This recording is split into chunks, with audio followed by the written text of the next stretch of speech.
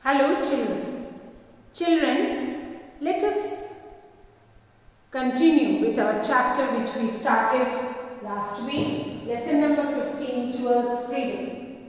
As we discussed that the Britishers or the Europeans like the Portuguese, the French, the Dutch and the British, they came to India for trade in this way in the ships, and they found that India was very rich in spices, in precious stones, pearls, and it was rich in other resources which made especially the Britishers to stay in India. They came as traders. They came to India as traders, which we discussed that they came to India as trading as East India Company.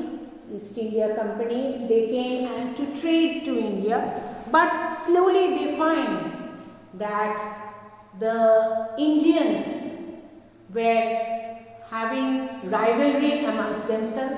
The kings were fighting war against each other. So they took the advantage of this situation and started capturing those kingdoms by extending some help to those kings, but later on those kings were much weaker in front of this British army and they had to give up and they lost their kingdoms, and the Britishers started ruling our country.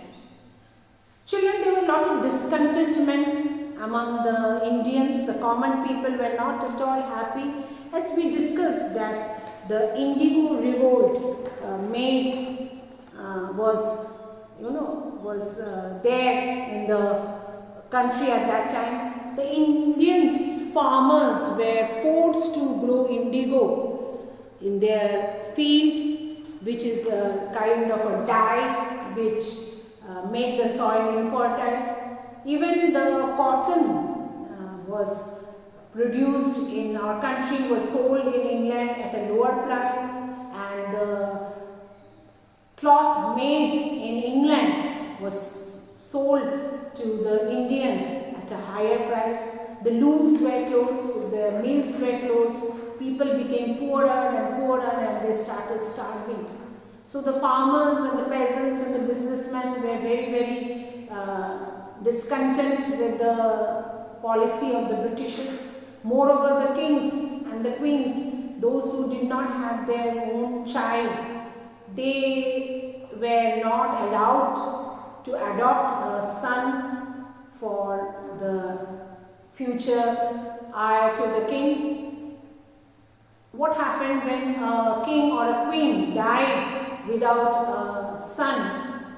Then the kingdom automatically went under the control of the Britishers. The law was passed by them.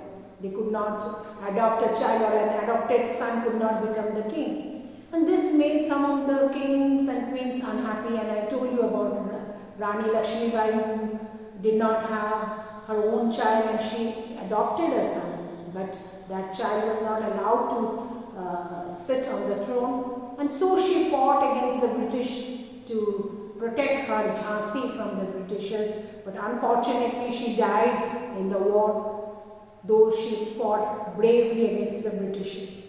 Children, the British army was very, very powerful. They have a lot of strength, and many Indians were working under the British army, and they were fighting against the Indians or Indian kings and queens in favor of the British. So this was a majority, and there was an incident in that which led to the first war of independence in 1857. So the first war of independence broke out in 1857. It is also known as Sepoy Mutiny. Sepoy, as you know, is Sipahi. In Hindi we say the soldiers, and mutiny means, you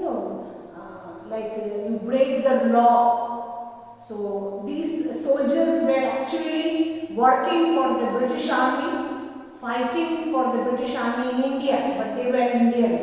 Okay, Indians. So the the British cannot bring all the soldiers from way back from England to India and fight. So they appointed Indians in their army, but out of them, some of them revolted against the British, and it was Mangal Pandey.